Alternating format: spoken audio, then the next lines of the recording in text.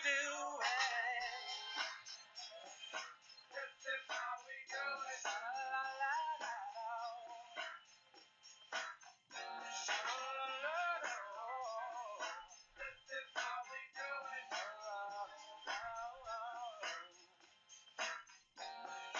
This is how we do it.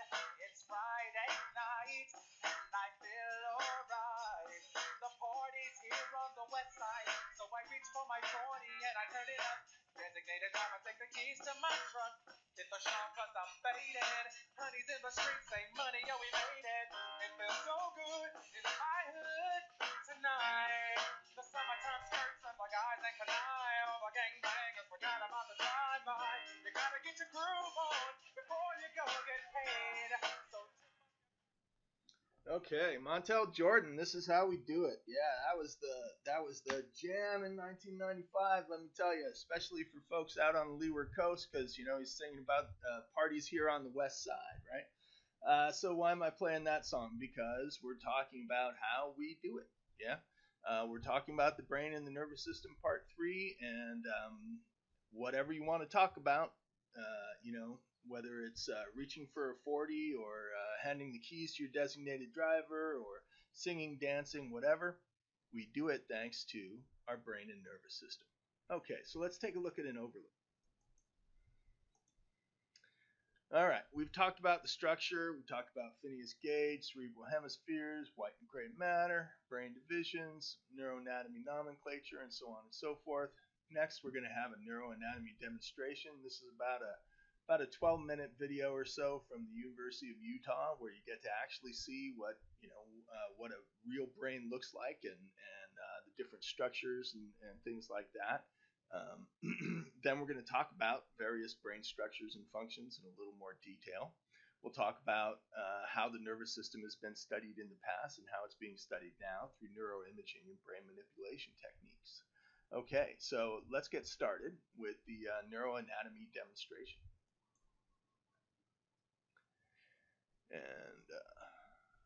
Welcome to the University of Utah Neuroanatomy Laboratory.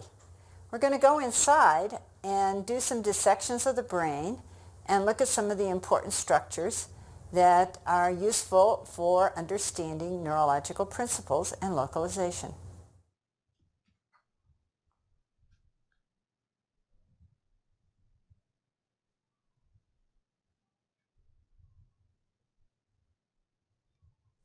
The purpose of neuroanatomy and all of its tortuous tracks is to allow you to do neurological localization. That is to say, decide where in the brain of your patient the disease process is occurring. That's the total reason for most of you to want to understand the connectivity of the brain. Now let's look at the surface of the brain. We've removed the coverings, the leptomeninges, the pia, and the arachnoid, and I want to just show you the different lobes of the brain as an introduction. In addition, on this brain, you can see the brainstem. The brainstem extends from this region where my probe is, a little bit difficult to see, down all the way here to where the spinal cord was attached. In addition, you can see the cerebellum, involved with coordinated motor control, as well as the surface of the cerebral cortex.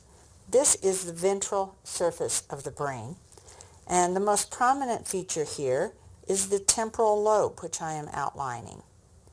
Here is the temporal lobe on the other side, and in front of it is the undersurface of the frontal lobe. Cranial nerves are attached, such as the visual optic nerve and the sensory nerve from the face, the trigeminal nerve, and blood vessels, such as this large basilar artery, are running on the surface. Or you can even see the large internal carotid artery. We will come back and look at the nerves and the arteries and the other connections in greater detail. But I just want to introduce you to the region of the medulla, the pons, and the midbrain. And together they make up the brain stem. Let's look at the surface now of the brain and look at the different lobes.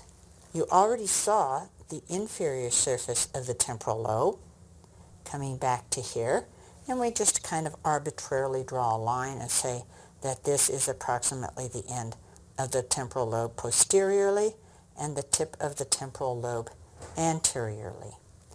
And then we look for a sulcus on the surface of the brain.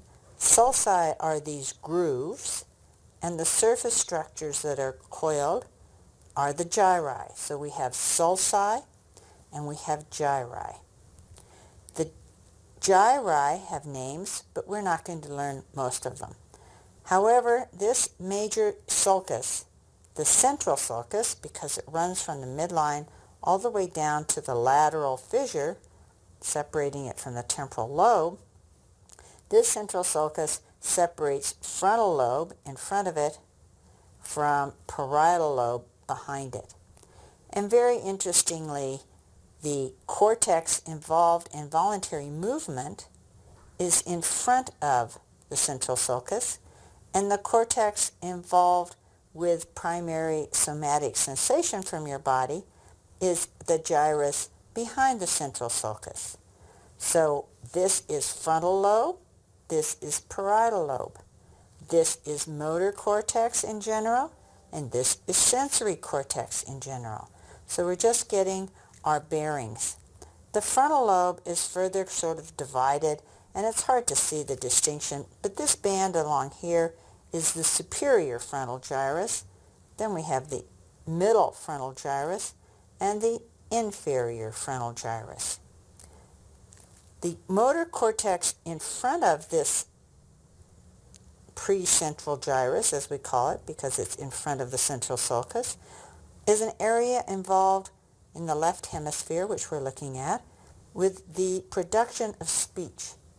And you may have heard of it before. It's called Broca's area. The rest of the frontal lobe is either motor function, planning motor function, or executive function, such as judgment and planning. Let's look at the parietal lobe now. The parietal lobe is separated from the occipital lobe by an arbitrary line that we draw between the parietal and the occipital regions, these little notches here. So if I were to display here, I would say that approximately this is the occipital lobe. The occipital lobe is very important in humans because this lobe is involved with visual information processing. It's a wonderful brain that we have, and we are very specialized as humans for visual computation and orientation and analysis. So we have our three lobes. Occipital lobe involved with vision, parietal lobe involved with sensation and integration of multiple modes of sensory input, and a frontal lobe with motor and higher order function. And this temporal lobe that is down here is very much involved with auditory information, which is coming into this fissure here that I'm pulling down. This is the lateral fissure. And auditory information, sound, comes to both hemispheres and is processed here. And this area behind it, the superior temporal gyrus, this back part here is involved in the comprehension of language. So you've got two language areas, an interpretive language area and a production language area.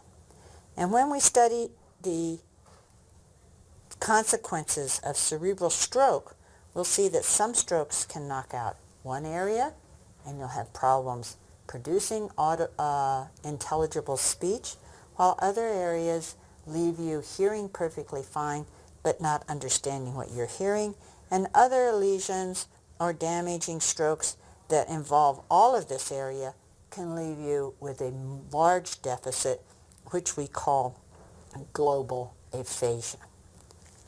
Aphasia is a language disturbance. The temporal lobe, in addition to having an auditory function, has an area underneath this gyrus here, which is required in one hemisphere for forming new memories. It's called the hippocampus, but it's not visible here.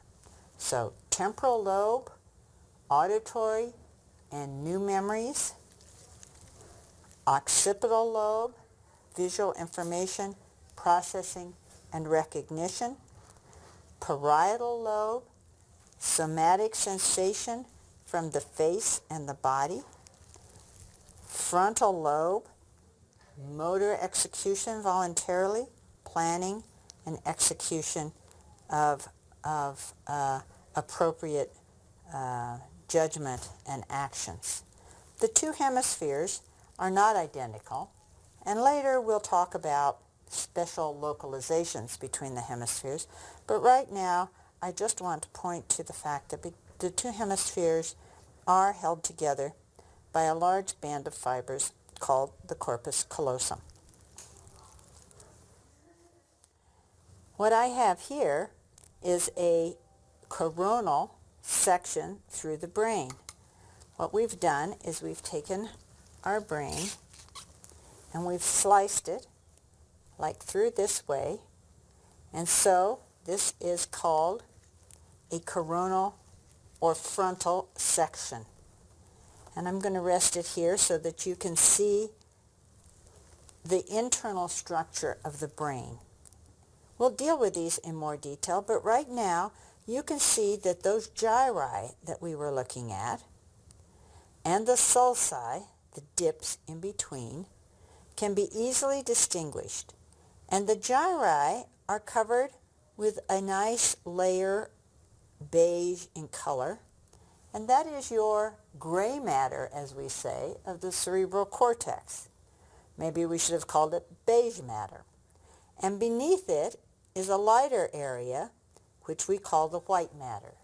In general, gray matter consists of cell bodies, both neurons and glia, and white matter are axons. Axons are the processes of neurons either coming to the cerebral cortex or leaving the cerebral cortex and descending to lower brain structures.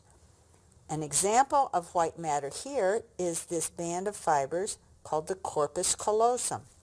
It was that band that held the two hemispheres together.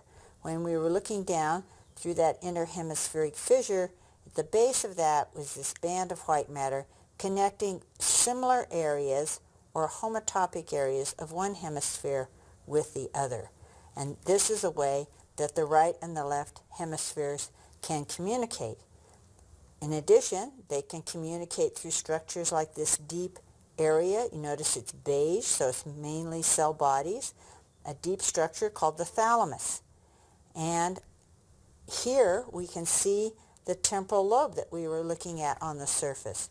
Notice here, if I prop this up and pull it down a little bit, you can see that large lateral fissure that we saw on the lateral surface. That means that this is the temporal lobe. You can even see a blood vessel in there. This bit of cortex buried underneath the hemispheric temporal and parietal lobes is the insula. We're not going to deal with that, but it does have a name. It's where the cortex got buried as it became more and more convoluted. This is parietal, or it could be motor cortex. I can't tell with an isolated section exactly if we're in the frontal lobe or the parietal lobe. It doesn't really matter. And remember, I told you that one of the functions of the temporal lobe, in addition to the auditory region, was an area involved in memory. That area is called the hippocampus, and it's curled up here right in this medial part of the temporal lobe. The other major structure you see in a cross-section like this, or a coronal section, are these holes in the brain. One here, one here, one here, a little bitty one here, and here. These form part of the ventricle system, which we will explore further, but right now just know that they're filled with cerebral spinal fluid. And the leptomeninges, or the pia and the arachnoid, on the surface, if we can zoom in a little bit, we can see them delicately covering the surface of the brain. The main thing I want you to see on this brain is the brain stem. So this is the cerebellum that we saw before out to the side, and the brainstem, recall, was in the middle. Here we have the brainstem on a mid-sagittal. This is cut in the middle. So this is a mid-sagittal section. Here's a bit of the medulla. Here is the pons with a big basilar artery creeping up over it. And here is the midbrain, often hard to see. And finally, then we have deep structures such as the thalamus. And we can see many of the vessels like the anterior cerebral artery here, as well as spaces such as the ventricular system, which we'll look at in more detail. Okay. Welcome to the... Nope. We're going to skip past there. Okay. Alrighty. So that's a fascinating quick look at an actual brain and the various parts that we've been talking about there. So we're just going to try and give you another image and another sort of straightforward walkthrough, right?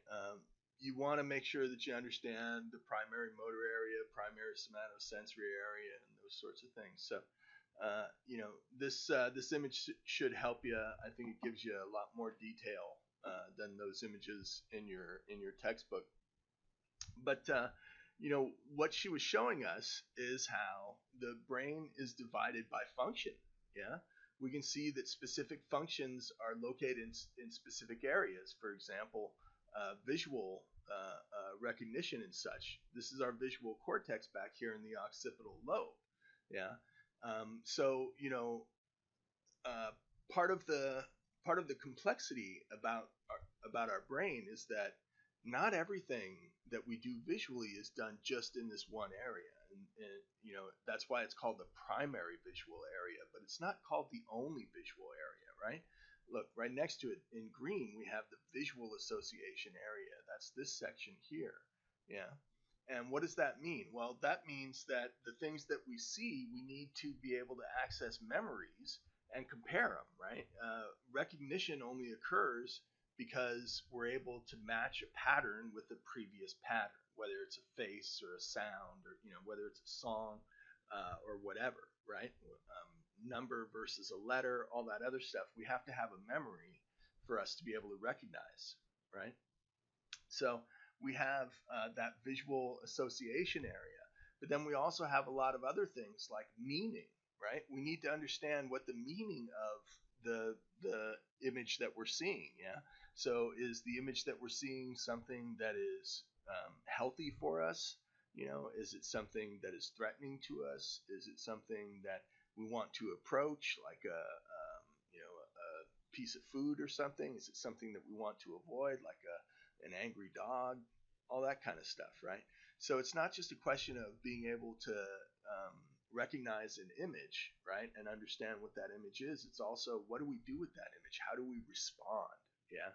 And so that's why there's communication between these visual centers and our frontal lobe. Yeah. And so while we have centers that are specific to certain functions, we also have our functions are also generalized, right, throughout the brain. Yeah. So that and that's one of the big things about memory, right? The lady in the video was showing us the hippocampus.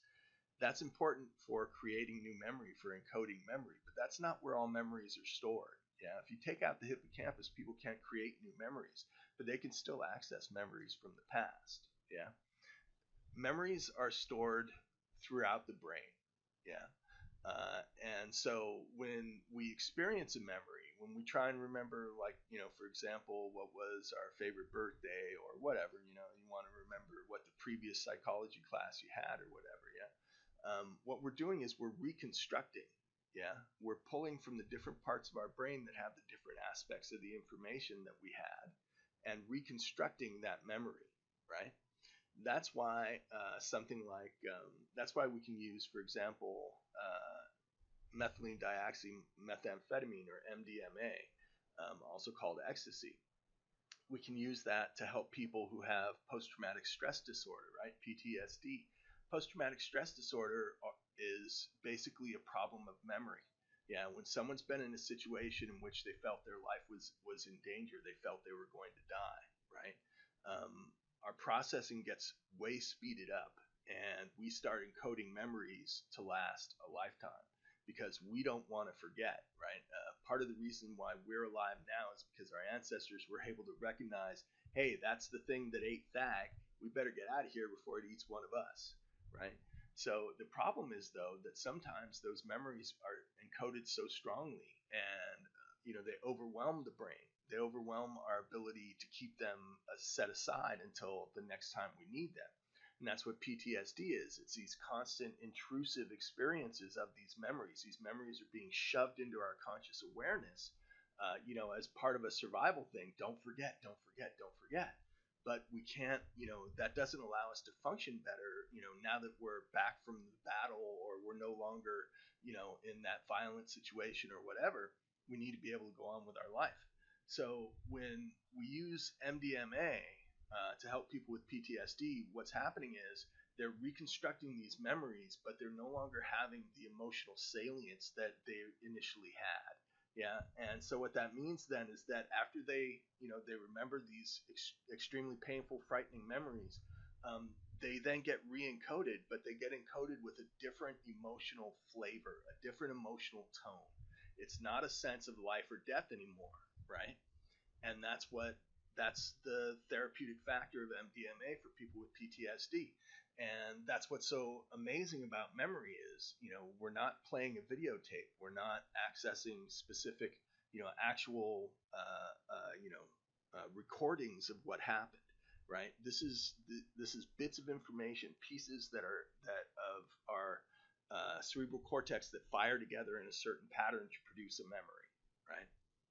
So that's one of the amazing things about the distributed function in our brain, right? So we have localized function, and that's the majority of the things that we talk about. Yeah. So like the idea that our motor speech area, Broca's area, right? That means that the part of our brain that allows us to produce speech is localized in one certain area, right? Okay. So it makes sense too that area, this is Broca's area here in the red, that area then is right next to our primary motor area, right? And that's here. And look at that. Our tongue and our face are our butt right next to the Broca's area, right? Broca's area is to allow us to generate speech, right? It allows us to identify what are the words that we need to make in order to communicate this information. And then how do we shape our mouth and our breath and our tongue and all that other stuff in order to produce those sounds that then make that word or that language or that kind of thing. Yeah. So we do have areas that are specific to a specific function. Yeah. But that's not all that we do with language, right? So for example, if we're reading a word, we need to be able to see the word. So that's in the occipital lobe, our primary visual area. So we're able to identify, okay, so what we're seeing here, these lines are letters, and what the letters form is a L, an O, a B, an E. Yeah. So, but that doesn't all happen here in this visual thing. In our visual cortex, we're just identifying the lines. Then we're going to the association cortex that sort of says, yeah, we've seen those things before. Those shapes are what we call letters, right? Now, to understand what letters mean, though, we need Wernicke's area, which is over here, which is the sensory part of it's part of the temporal lobe, but it's also part of the parietal lobe, right? You see that, and you see how it says general interpretation area there.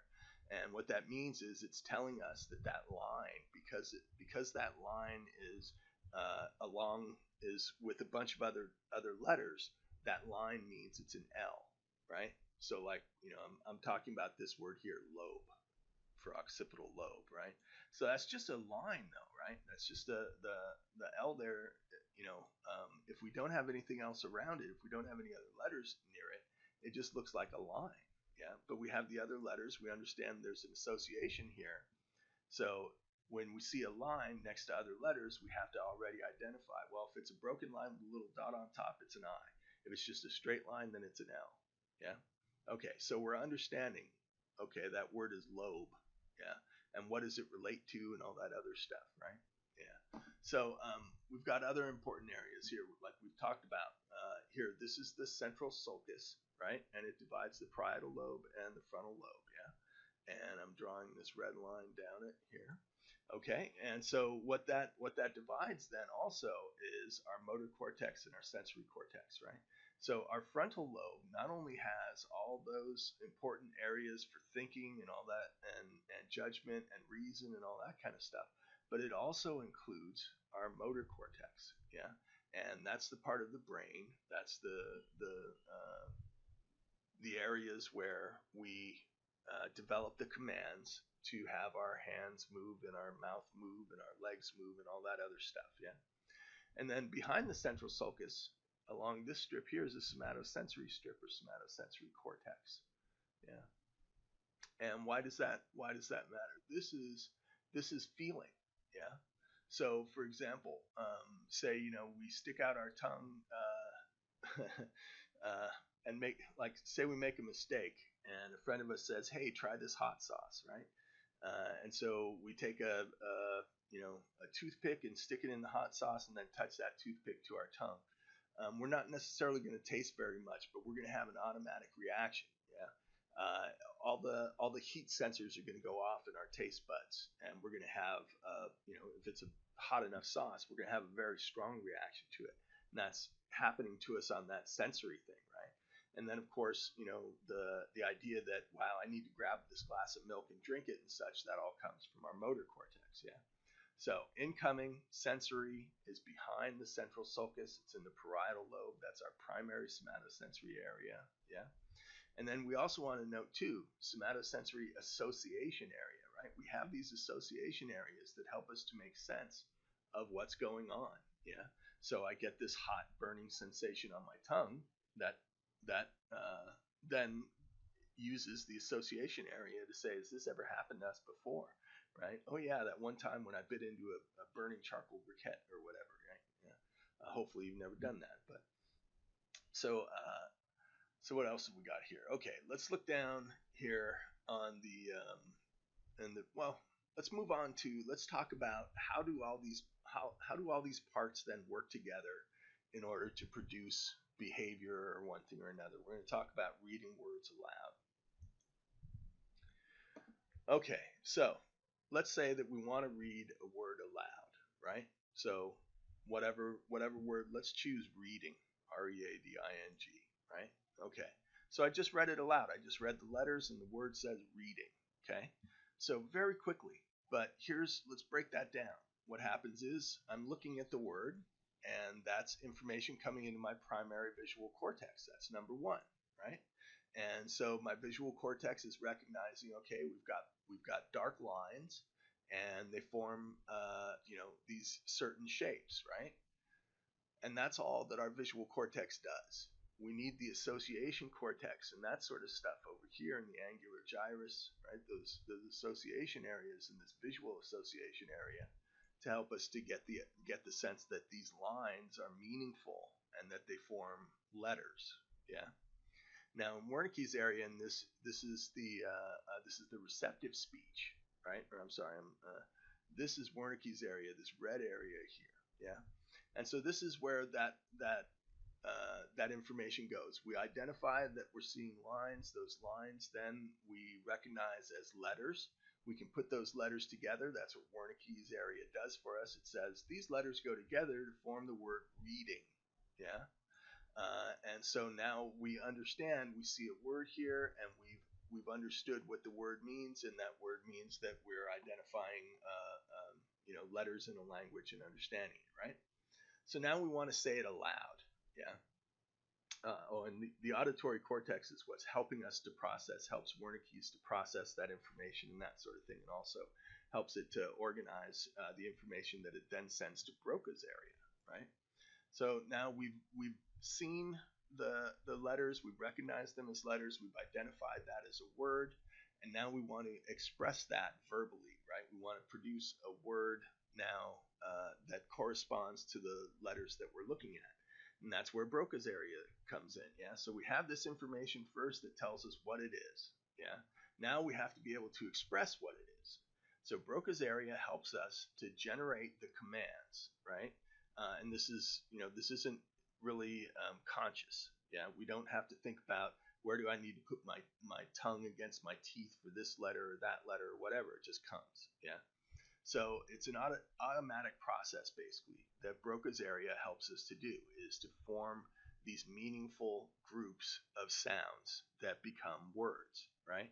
So it organizes that information and then connects to our motor cortex, which is where we send commands to our body, right? So this motor cortex then is what then carries the information from Broca's area. Broca's area says we need to say the word reading. Yeah. So it sends that information into the motor cortex. The motor cortex connects with the muscles and nerves in our mouth and jaw and lungs and all that kind of stuff, and allows us to say the word reading. Yeah. So that's one of the great things about the brain is we do things that are immeasurably complex, that are immeasurably difficult. Yeah, to try and to create a machine to do this will take many people many years. Yeah, if they were starting from scratch. Yeah. So the abilities that we have, we take for granted, and that's part of the idea that I think I said in one of the early lectures that we live in a world of mundane miracles. Yeah. The things that we're able to do are truly miraculous. This is, as far as I'm concerned, this is like magic. Yeah. And we forget how truly special and magical we are because we do this every day, and we do it at a very high level and a very fast rate. Yeah. But things can happen, right? People can have injuries, right? Like Phineas Gage did. But lots of folks, like we were talking about Wernicke and Broca and that sort of thing, right? And these two guys became famous. Wernicke and Broca became famous because they worked with people who had aphasia and specific kinds of aphasia. Yeah. And then those aphasias got named after these folks, right? And Wernicke and Broca are some of the folks who did some of the early post-mortem dissections. Yeah. They after they identified what sort of aphasia their patient had and that sort of thing, they observed them, they tried to document it, that sort of, and then once if the person passed away, they would then look at their brain and see if there's anything wrong. And what do you think they found? Wernicke found that those people who struggled with comprehending words and such had some sort of lesion or damage or something like that to this area that they now call Wernicke's area. Yeah. And Broca found that those people who had problems with expressing language, right, the aphasias that he was interested in, that he worked with, seemed to have lesions in this green area here. Yeah. Okay. So we're talking about aphasias and that sort of thing, and I think it's only fair that I give you some examples of what we're talking about. So that's what the next slide is. Okay, I'm going to see if I can do this well or not. We'll see. So the top the top clip that we have is expressive aphasia. Okay, and it should start to play now. What's your name? Scott. Oh, no. Sarah Scott. That's right. And how old are you?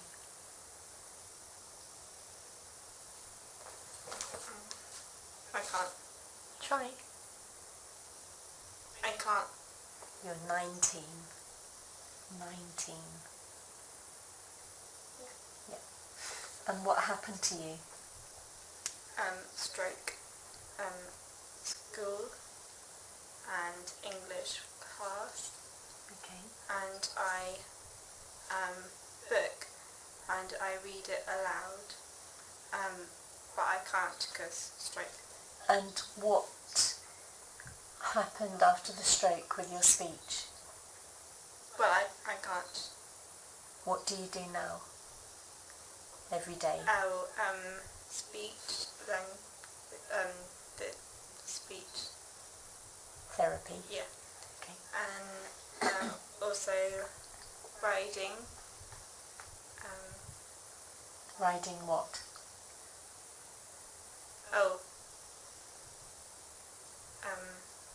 horses. Yeah, good. And how do you feel? I'm fine. You're fine. That's good.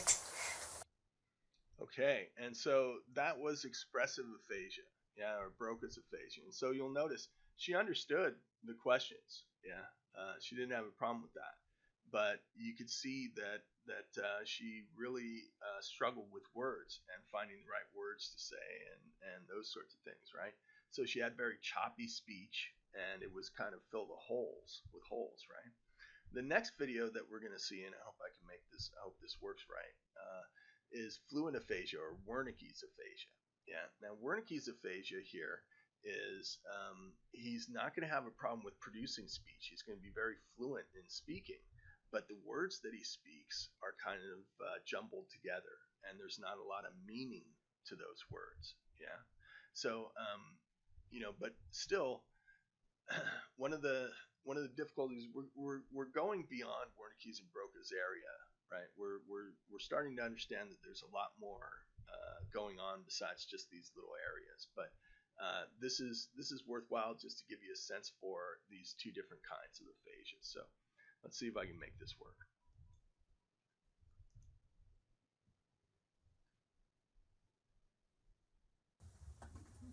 Hi Byron, how are you? I'm happy. Are you pretty? You look good. What are you doing today? We stayed with the water over here at the moment and talked with the people for them over there. They're diving for them at the moment. They'll save in the moment. He'll have water very soon for him. With luck for him. So we're on a cruise and we're about to We get to will Juneau. store it right here and they'll save their hands right there for them. And what were we just doing with the iPad? Right at the moment they don't show a darn thing. With the iPad that we were doing. Like here? I'd like my change for me and change hands for me. It would happen. I would talk with Donna sometimes. We're out with them. Other people are working with them. I'm very happy with them. Good. This girl was fairly good and happy. And I play golf and hit other trees. We play out with the hands. We save a lot of hands on hold for us, other hands. I don't know what you get, but I talk with a lot of hand for him. Sometime. Am I talk of any more to saying? All right, thank you very much. Thank you very much. I appreciate it, and I hope the world lasts for you. Thank you, it's been a pleasure. Bye-bye. Have a good day. Okay, so that's the fluent aphasia, yeah? And so as you can see, it's very different, yeah? So damage to these different parts of the brain produces very different effects on our behaviors is some of the main points there, yeah? But also the idea that we can localize, we can see that certain functions appear to be localized to certain areas of the brain, right? Okay, and then next part of the brain that we want to talk about is the limbic system, yeah? And the limbic system is comprised of a bunch of various tiny little structures: the amygdala, the hippocampus, thalamus, hypothalamus, basal ganglia, cingulate gyrus, or gyrus. Most of these things are identified here, yeah. So one of the things that's important to think about with the limbic system is the limbic system is what correlates to our emotional experience, yeah, and our sense of motivation, yeah. So why is this important? This is important because this is what separates us from zombies, yeah. Now zombies don't exist in the real world, unless we're talking about these various, there are parasites that attach themselves to different insects and actually eat their brain, but still leave enough for the brain to function, and they cause the insect to perform behaviors that allow the insect to get eaten, so that the parasite can then be passed on to another animal and that sort of thing. But beyond the Wild Kingdom stuff, the idea of a zombie is a sort of a functioning human being that does not have emotion, right? It's a person or a human who does not care about what other people think or do, right? And is not concerned about their health or their safety or their well-being, isn't really concerned about its own health, safety, or well-being, right? Zombies will throw themselves off the ledge of a building or whatever because they aren't really all there, right? So if we didn't have the limbic system, then we wouldn't experience emotion. We wouldn't cry. We wouldn't laugh. Yeah. If you want to get a sense for what is that like, take a look at a lizard. Yeah. Look at a gecko, any sort of reptilian animal, because reptiles don't have limbic systems. They don't have the ability to feel emotion. So you may give your lizard, your Jackson's chameleon, its favorite food every day, but that Jackson's chameleon is not going to look at you with love or any sort of regard. Yeah, you're just another aspect of their environment, right? Which they try and understand and such as best they can, but they can't form an emotional connection with you, right? They aren't going to be sad if you don't keep coming around. They may be hungry and they may die because you stop feeding them, but they aren't going to have that emotional connection. So, what do we care about emotions? Well, emotions, are what allow us to have this amazing social connection that we have. We're the most social creatures on this planet, yeah, and we've been able to accomplish many of our greatest things, buildings, agriculture, economy, society, because we can work together, because we can cooperate. And part of the reason why we can cooperate is because we can understand what other people are experiencing. And we do that through the limbic system and through a certain area, certain kinds of neurons that we call mirror neurons, right? So this is what these are the structures that get activated when we're talking about, um, you know, having an experience of a whatever it may be. Let's say graduating, yeah, and feeling really good about not having to take any more classes, not having to read any more textbooks and all that other kind of stuff, right? All that sense of that emotion, that sense of accomplishment, that sense of pride, and all that other stuff comes to us through the interactions of the various parts of the limbic system, right? And the drive, right? The idea that it was worth it to pay money to pay tuition, to wake up early and go to class when you didn't want to go to class, to study when you wanted to go out and see a movie or go to a concert or that sort of thing. When you put your that short-term pleasure aside for long-term gain, yeah, that's also what's going on here. That's also part of our basal ganglia, our cingulate gyrus, and those sorts of things. Let's take a look at another image. Okay, so here we see a runner, right? And I don't know if she just ran a 5K. It certainly doesn't look like a marathon because she has a big smile on her face, right? So what she's exhibiting is a lot of what our limbic system does, right? So one of those things is she's exhibiting that she's aroused, right? She's running, she's in motion, yeah. And so to do that, in part, we need, not only the sympathetic nervous system, but we also need something that can recognize why we're doing what we're doing. That's what the amygdala is for. The amygdala is not one, it's two. A lot of the structures that we talk about, like the hippocampus and that kind of thing, are dual, right? There's a mirror image on either side of, on either hemisphere, on the right hemisphere and on the left hemisphere. So the amygdala, that's Latin for almond, because that's about the size and shape of our amygdala. And what these do is these take in information and help us to activate strong emotions such as fear, right, and anger and that sort of stuff. Yeah. So we can also see that her basal ganglia, which is another important part of the limbic system, is also engaged here, right?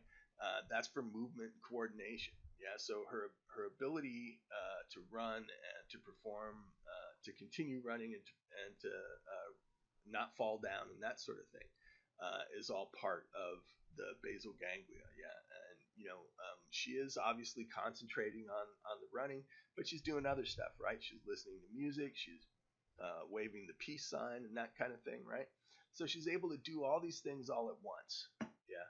And part of that is because she doesn't have to think about every single aspect of every single motion, yeah.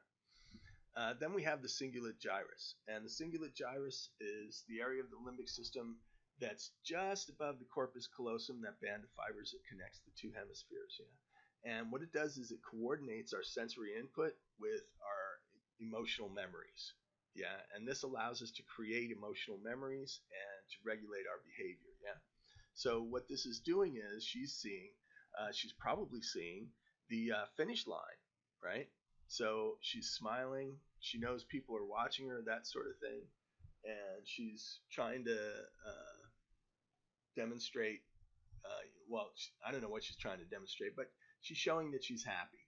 Yeah, and so she may have run a race before and recognizes that the finish line means that she doesn't need to run anymore, right? She might be happy about that.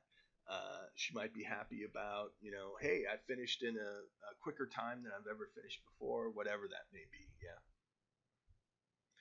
Okay, let's take a look now at the brainstem. Come on. There we go. Okay, brainstem. This is our life support system.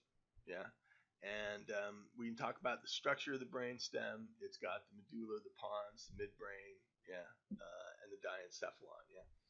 So remember, the diencephalon is the thalamus and the hypothalamus, right? We can also talk about the function here.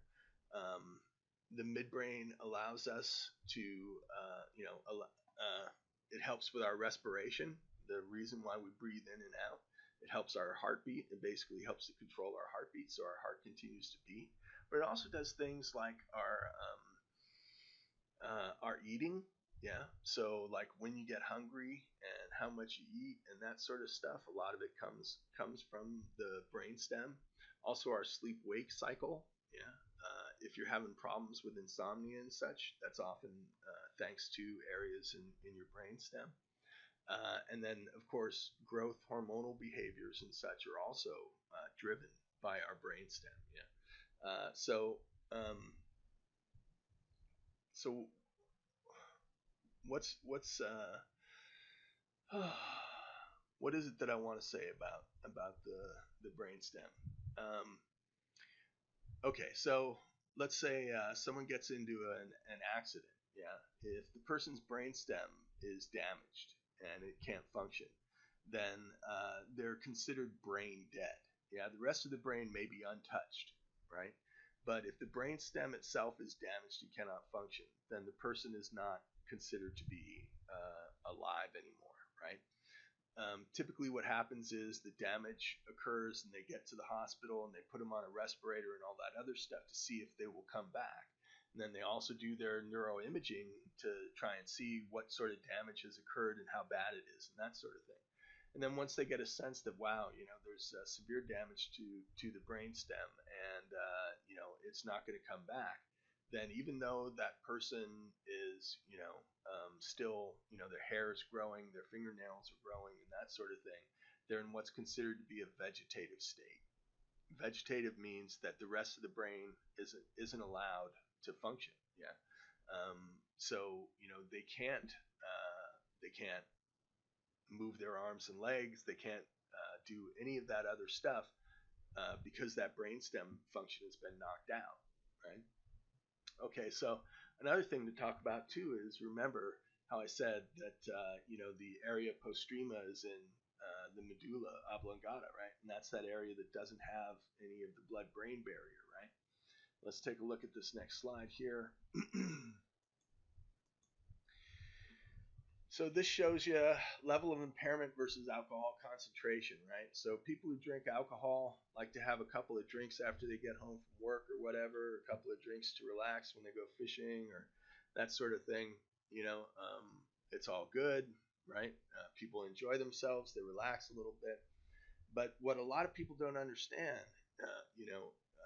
is, and I guess this is because alcohol is legal, I really don't know why, but alcohol is an extremely dangerous and heavy drug. Yeah, it's not what we would consider a soft drug, and the reason for that is because it's so easy to harm yourself with alcohol.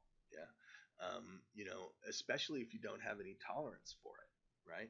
You can drink a quart of distilled liquor and die. Yeah, and so we think when we think about alcohol, we think about drinking beer, and we think, wow, I drank a whole 12 pack last night. Oh, I got really drunk and I was all out of it. But we never think, geez, I could have killed myself, right? Boy, if I had drunk so much that it had impaired my brainstem function, I wouldn't be alive now, right? And that's the thing that I want folks to understand. Alcohol, it hits your outer cortex first. It interferes with those higher level functions like judgment, reasoning, right? Delay of gratification, our inhibitions, and all that stuff. Yeah. And then the more you drink, the further in the effects of the alcohol go, right? Into more of those autonomic function areas, right? When it starts hitting your cerebellum and such, you get the slowed reaction time, the impaired ability to drive, your clumsiness, right? You've also got when it's hitting that cerebellum, it starts to hit the limbic system. When it hits the limbic system, that's where you get those exaggerated emotions, right? When people say, "Bro, I love you so much, bro," whatever, right? Or this guy knocked over the ashtray, so I must now kill him, right, with my bare hands. Yeah. So those exaggerated emotions come because the limbic system is being impaired. It's being shut down, basically, right? And if the person continues to drink, yeah, the impairment gets worse. Yeah, they're not able to understand what's going on around them and can often become argumentative and hostile. Yeah, because they don't understand what people are saying to them. Yeah, we see when they've got enough to start affecting that brainstem, they can't walk, they can't talk, they have a loss of feeling, right? They might close the door on their hand, car door on their hand, and then be like, "Oh, I forgot. I better open this door and pull my hand out." Yeah. Then they start to lose consciousness, and when they start to lose consciousness because they've had too much to drink, they're very difficult to rouse, and this can be very dangerous, right?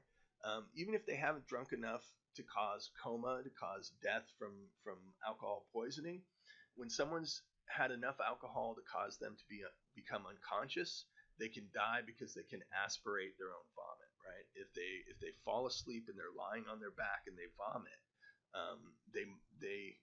it's very likely that they will not recognize. They won't wake up and say, "Wow, my mouth is full of vomit. I need to spit this out so I can breathe." Yeah, that's how John Bonham died, and that's one of the greatest losses that we've had to rock and roll music. Yeah. He died from alcohol poisoning because he drank, I want to say 2 bottles of vodka, if I understand correctly. He drank some enormous amount of distilled alcohol and went to bed, and no one checked on him. And when they went to go check on him, he had aspirated. Yeah, he basically choked to death on his own vomit. Yeah, and so you can die from that. You can also die because you go into a coma and it shuts down your brainstem functions. Yeah. So who does this happen to? Unfortunately, it happens to a lot of college students. Yeah, especially a lot of students who turn 21. Yeah. Now I know UH West Oahu, we got a lot of non-traditional students. I was a non-traditional student when I came there and stuff. But important, if you know anybody who likes to drink or is turning 21, sometimes they do these things like oh, you got to drink 21 drinks on your 21st birthday, right? Or you got to drink 21 ounces of this alcohol or that alcohol or whatever it may be. Stay away from those things. Yeah. Overindulging a couple of drinks is never the end of the world. Yeah. But trying to do some sort of controlled binge, getting as much alcohol into your body in the shortest time possible, that's how people die. Yeah, so avoid those things at all costs. Yeah. Okay, and then just remember, again, alcohol works its way from the outside to the inside. the higher brain functions, then the lower brain functions, then the autonomic functions. Yeah. Okay, so we've talked about a lot of stuff so far. We've done the neuroanatomy demonstration. We talked about the different brain structures and functions. Next, we're going to talk about studying the nervous system. We're going to talk about neuroimaging, and then we'll talk about brain manipulation techniques. Okay, so let's take a look.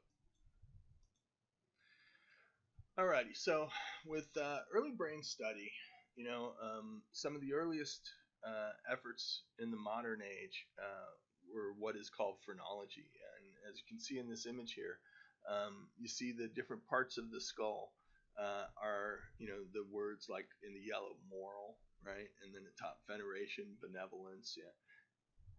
The idea was that these various personality aspects or abilities are organized in the brain in a way that can be identified just by looking at the skull, right? Phrenology would say that the part of the brain that is, more active or more functional will grow, and it will grow such that you wind up with a bump on your skull if that part is really strong. Yeah. That also means that the parts that are not very strong would be a dip. Yeah. So say, look around the ear here. Yeah. I see combativeness, acquisitiveness, destructiveness right along the top there. So the idea is if the person had a bump in that area of destructiveness, the phrenologist who's reading their skull would say, so your personality tends to be destructive. Yeah. You tend not to be positive or whatever. You tend to damage things, break things, and so on and so forth. Yeah. So that was what was going on in Phineas Gage's time, and so the ability to study people who had traumatic brain injury who were still alive was very important, right? And in doing that, typically, that's sort of where we started to see the death of phrenology and all that other, because it was complete baloney, right? None of that made any sense, and it still doesn't, right? So phrenology is completely debunked. It has nothing to do with the shape of your skull and the bumps and ridges and all that other stuff, right? So, but obviously, things like Phineas Gage, those kinds of accidents are extremely rare, right? Much more common, though, are damage that happens from war. And so starting from the Civil War all the way up till today, we have neuroanatomists and neuroscientists who will work with wounded soldiers, especially soldiers on the battlefield back in Civil War, World War I, World War II.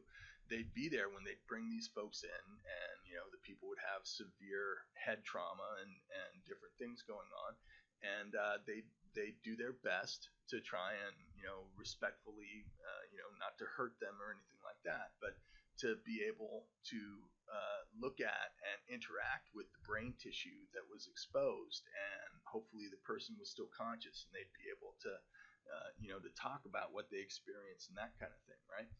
One of the things that I haven't mentioned so far is that although our brain is comprised of neurons, right, we actually don't have any sensory cells. We have no pain cells in our brain.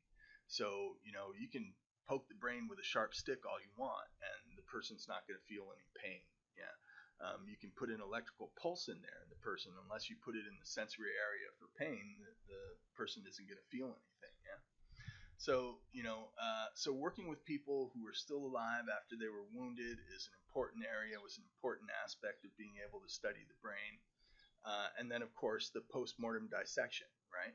We talked about Wernicke and Broca, how they would work with people who had specific aphasias, and then once they died, they'd take a look at their brain, they'd say, these 10 people that I've worked with who have this same kind of problem also have damage in the same area of the brain, right? And that way they're able to localize and say, well, it appears like expressive speech is, that this area is related to expressive speech, this area is related to receptive speech, and so on and so forth, right?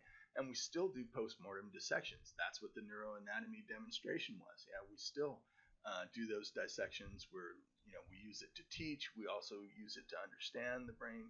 we've got so much more that we have to be able to do, you know. And the postmortem dissections really, you know, they didn't start with Wernicke and Broca, you know. I mean, anatomists have been doing postmortem dissections probably into prehistory, right? We know that, for example, Aristotle did a lot of postmortem dissection to look at the different parts of the body and the anatomy and that sort of thing. Ramon Cajal, right, who did the Golgi stains, yeah, and was able to identify that neurons are discrete cells and such. That's also postmortem dissection, yeah. And so, and you know, that's been an area of a lot of progress in science, yeah. Okay, and then as far as neuroanatomy, postmortem dissection, we just talked about it. Okay, and then thankfully, in the past 100 years or so, we've developed various imaging technology that can allow us to measure things in the brain or to identify and actually take images of aspects of the brain, such as you know, blood flow, oxygen use, those sorts of things. And that's what the various CAT scans, MRI scans, and that sort of thing are. Yeah. So let's take a look at an EEG.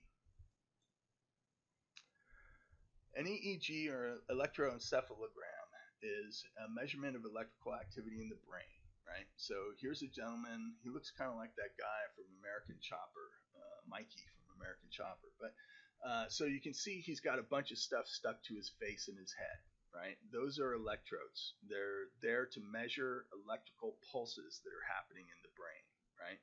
And so they also detect the resting potential, right? I think your textbook talks about event-related potentials in the brain, right? And that's the idea that we have certain charges, yeah, as they wait for the next message or that sort of thing, right? So measuring those event-related potentials allows us to look at the electrical charge that's produced by various sensory events or by various motor events, right? And that's what the electroencephalograph gives us, yeah.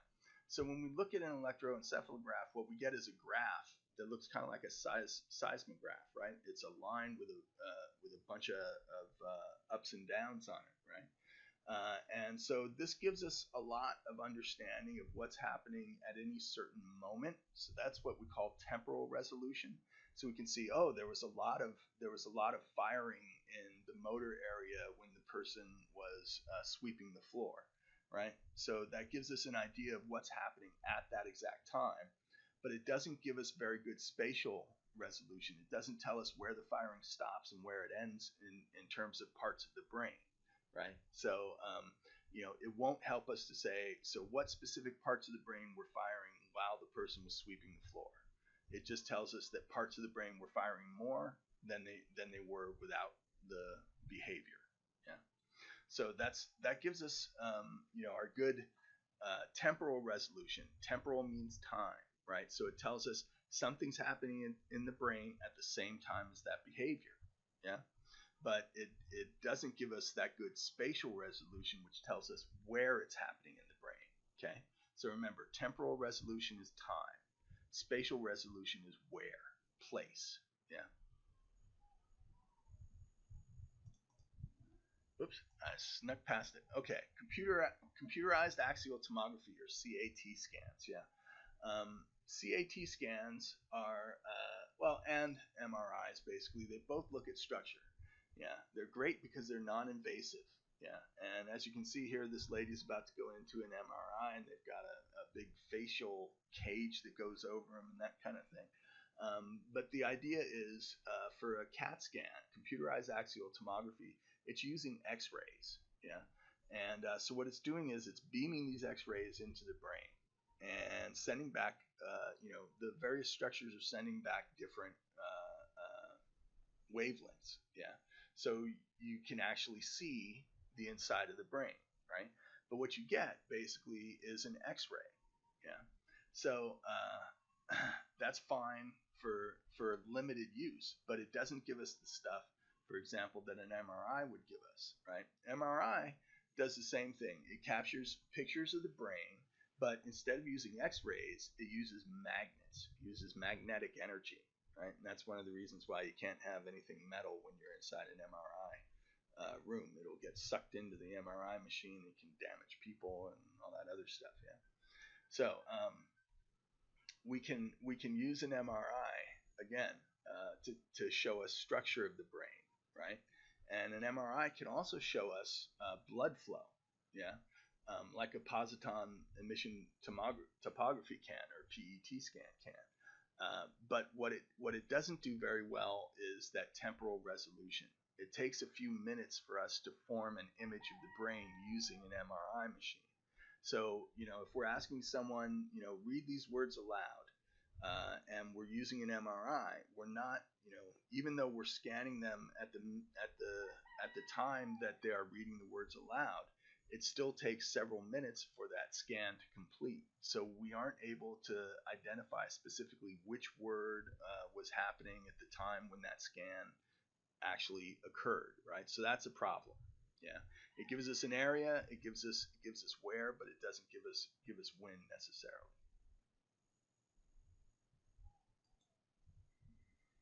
Okay, and then PET scans or positron emission topography. These look at blood flow in the brain. Yeah. To get these, though, you have to inject a radioactive substance into the bloodstream. Yeah. And then that substance flows into the brain, and we ask the person to perform various tasks, read this word or add these numbers or whatever it may be, and then we can see what parts of the brain are using more blood. Yeah. And so that's good because that gives us a sense for for which part is active at which time. Yeah. And so the good thing about this too is it gives us that time resolution as well, right? So we can see there's more blood flow in the expressive language center when the person is speaking the words aloud than there is when the person's reading the words, right? That kind of thing. Okay, and then we have functional magnetic resonance imaging, and this also gives us blood flow. Why are we looking at this separate from magnetic resonance imaging? Because with functional, this is a rapid MRI machine. So what this does is it allows us to do very similar to the PET scan. We can see changes in oxygen levels and in blood flows in the brain at that time, right? So they aren't as good, they'll give us, like, as you can see, these big globs of area, right? So they don't break it down to specific neuron fibers or tracks or that sort of thing, right? But they have very good temporal imaging, right? We can see it at the minute that it happens, right? And so they have decent spatial resolution. We can see where in general, but it won't give us everything that we really want. Yeah, we're getting closer with functional magnetic resonance imaging, but an even better step is the next one we're going to look at. Diffuse optical imaging, or DOI, right? This is the newest form of neuroimaging that we've got. Yeah, and what you can see here in this image is you're seeing actual fiber tracks, right? These are axons that are projecting in different areas in the brain, right? And the different colors are demonstrating different functions, different areas, different aspects of what they do. Yeah. So we get this by using infrared light. It directs an infrared light into the brain, and it measures the light that comes back out. Yeah. And so that light is going to change when it passes through things like oxygenated blood, or it passes through neurons that are actively firing. Yeah. So because it's so sensitive, we can indicate which brain areas are engaged in specific tasks. Yeah. And the DOI can give us both high temporal resolution, so at the very moment it's happening, right? And high spatial resolution, which means that we can identify where it's happening to a much more specific degree. Yeah. So this is the best. If you need to do neuroimaging, and oftentimes a CAT scan is fine. It'll find a stroke or whatever's going on.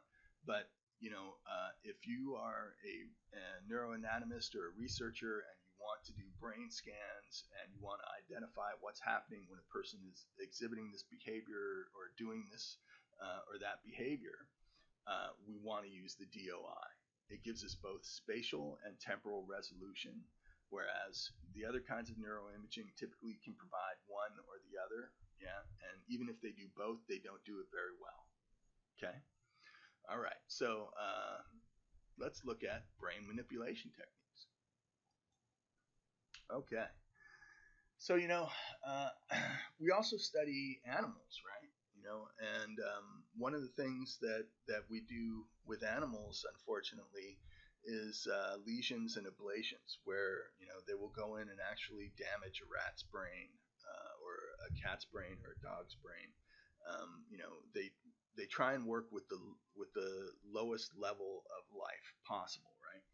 But I remember a guy when I was going to high school. This guy was in college, and he was pre-med, and he was working in a lab, and his job was he was working in a lab that was doing work with nerves and reconstruction and that sort of stuff. And so his job every day was to go in and basically he'd get lab rats and have to put them in this device that would break their spinal cord. Yeah. And so they broke the spinal cord of the rats, and then they do different things to see if they could get the nerves to regrow, right? So obviously he was not very happy doing this. This was not a pleasant thing for him to do, and he wound up having to leave pre-med. He left med altogether. Actually, I think he went into law. But I remember him telling me stories. They have a wall of cages of all these rats, and it's just day after day after day of causing damage to these animals, and then seeing what happens to them and trying to fix them, right? So we do that, and me personally, it's really tough because we understand that we can't do this to people, and we're trying to be able to help people and to fix things, but we're causing a lot of damage. Yeah. And yeah, these are animals, these are mice, these are lower forms, right? But these are also animals that have consciousness. They feel pain. Yeah. And it's so it's a real tough situation to be in. Other non-human experimental methods, case studies, right? Where again too, but that is a human experimental method, like with Gage, right? He was a case study. Okay, but they can also look at animals that are born differently, or that get hit by cars, or one thing or another happens to them, and try and use that as a way to understand the functions of the brain. Then we have the human experimental methods, the transcranial magnetic stimulation, or TMS, and transcranial direct current stimulation, or TDCS.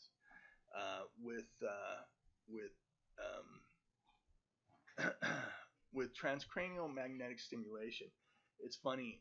They use this thing called a wand, and really, what it looks like a giant key for a sardine can or that sort of thing. But basically, it's kind of a wand, and it produces a weak electrical current, and they'll put that wand on your skull in different parts of your skull, and when they flash that magnetic pulse, it causes a temporary lesion in the brain.